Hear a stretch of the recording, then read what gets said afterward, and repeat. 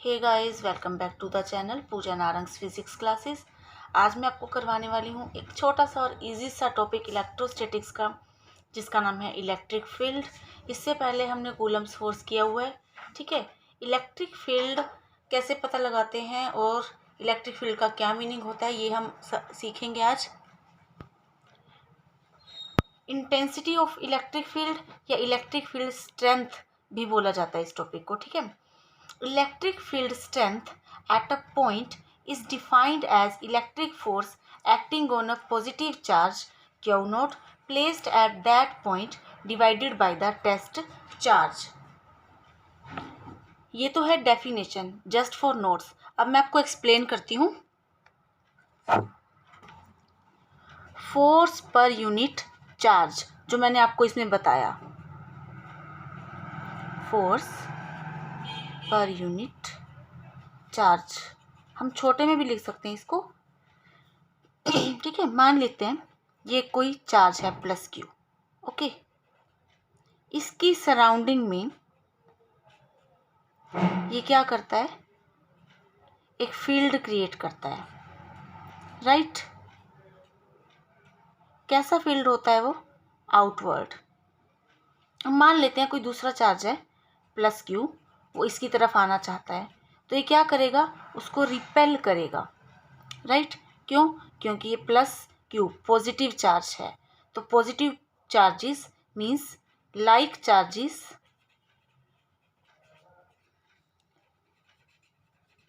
Repel each other, okay. ये मैंने आपको इससे प्रीवियस वीडियो में करवाया है। तो ये उसको रिपेल करेगा, और रिपेल करने के लिए, फोर्स लगाने के लिए इस चार्ज को इस चार्ज के टच में या कांटेक्ट में आने की ज़रूरत नहीं है, एक डिस्टेंस से ही फोर्स जो है वो लग जाएगा। ऐसे फोर्सेस को कहा जाता है फील्ड फोर्सेस। और इलेक्ट्रिक चार्जेस भी एक ऐसा ही फील्ड क्रिएट करते हैं, इसलिए इस फील्ड को हम क्या कहते हैं, इलेक्ट्रिक फील्ड। और उसको डिफाइन कैसे करते हैं, एक डेफिनेशन मैंने आपको पहले बताई, एक ये बताई, force per unit charge means इस चार्ज की वजह से इस चार्ज पे जो फोर्स लगेगा उसे हम कहेंगे इलेक्ट्रिक फील्ड। पर ये तो फोर्स की डेफिनेशन हो गई, तो फ़र्क क्या रहा, तो हमें चाहिए force per unit charge, okay. करते क्या है, एक छोटा सा स्मॉल चार्ज ले लेते हैं क्यू नॉट। छोटा सा स्मॉल, कितना स्मॉल, बिल्कुल स्मॉल, इसलिए यहाँ लगी हुई है limit Q not tends to zero. Tends to zero means उस चार्ज का अपना कोई फील्ड नहीं होना चाहिए कि वो सामने वाले चार्ज को अफेक्ट कर सके। बहुत छोटा, इतना छोटा मीन्स जो आपका फ्रंट में चार्ज है, सामने चार्ज है, उसके कंपैरिजन में बहुत छोटा, ओके। तो उस चार्ज पे जो फोर्स लगेगी, फोर्स पर यूनिट चार्ज, तो उस फोर्स को कहा जाएगा इलेक्ट्रिक फील्ड। फोर्स का जो यूनिट होता है दैट इज़ न्यूटन, और चार्ज का यूनिट है कूलम। तो इलेक्ट्रिक फील्ड का जो यूनिट रहेगा दैट इज़ न्यूटन पर कूलम, ओके। और न्यूटन कूलम इनवर्स, और इसको हम कैसे लिख सकते हैं, वोल्ट मीटर। ये आगे आएगा पोटेंशियल की फॉर्म में, तब मैं आपको बताऊंगी अलग से, ठीक है। अब हम जानना चाहते हैं electric field due to an isolated point charge. एक पॉइंट चार्ज है, उसकी वजह से आर डिस्टेंस पे कितना इलेक्ट्रिक फील्ड क्रिएट होगा, ठीक है। उससे पहले आपको कुछ बता देना चाहती हूँ मैं। जो चार्ज होता है पॉजिटिव चार्ज, उसकी वजह से जो फील्ड होता है that is away from the charge, और जो नेगेटिव चार्ज होता है उसकी वजह से जो फील्ड होता है that is towards the charge, like this. ये एक प्लस क्यू चार्ज है, इसका फील्ड अगर हमें ड्रॉ करना है तो आउटवर्ड ड्रॉ करते हैं, ओके।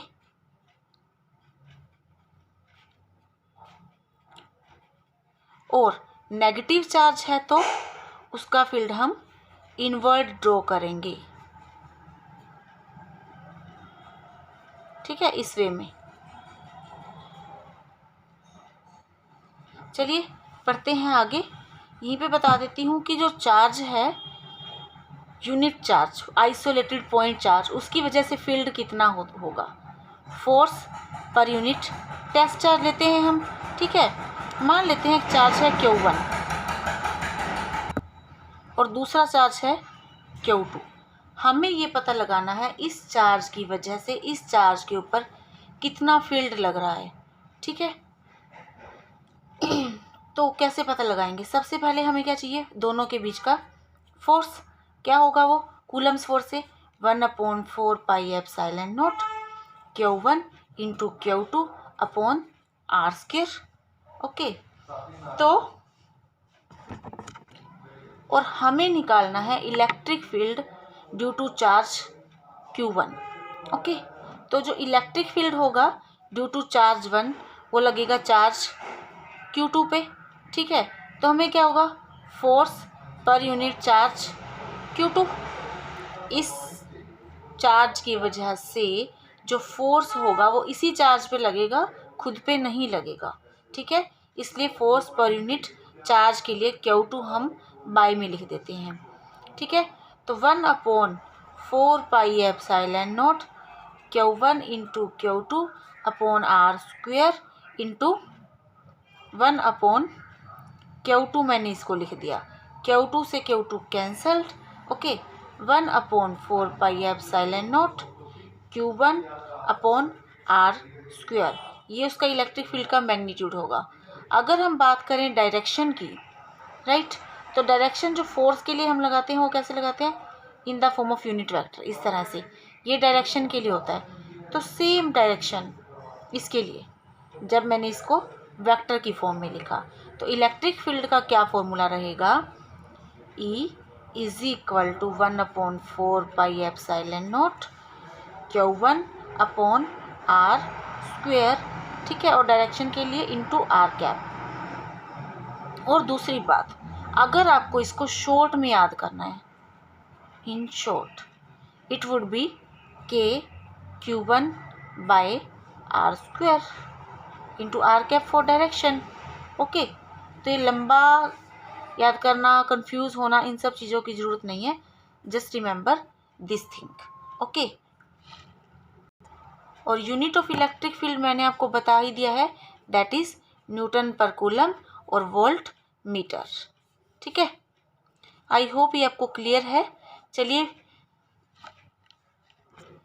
अब कुछ इम्पोर्टेंट बातें जान लेते हैं। सबसे बड़ी बात यह है कि जो फॉर्मूला है it is valid only for the point charge, ठीक है। उसके बाद है E is always away from the positive charge and towards negative charge. जो मैंने आपको अभी अभी बताया था, फील्ड का इलेक्ट्रिक फील्ड जो होता है वो पॉजिटिव चार्ज से आउटवर्ड होता है और नेगेटिव चार्ज से इनवर्ड होता है। Next is electric field due two point charge at its own location is not defined. Means जो चार्ज की वजह से उसकी ही खुद की लोकेशन पे कोई इलेक्ट्रिक फील्ड डिफाइन नहीं होता है। इलेक्ट्रिक फील्ड हमेशा दूसरे चार्जेस का डिफाइन होता है, और ये चीज़ इंपॉर्टेंट है। Unit of electric field Newton पर कूलम और वोल्ट मीटर अभी अभी मैंने आपको बता दिया है, ठीक है। This topic is superposition principle.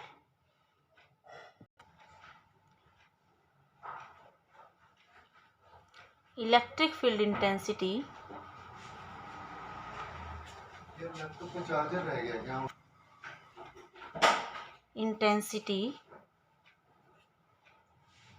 at a point due to a charge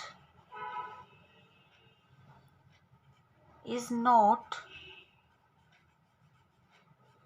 affected by the presence of other charges. Okay, and it is resultant of all of them.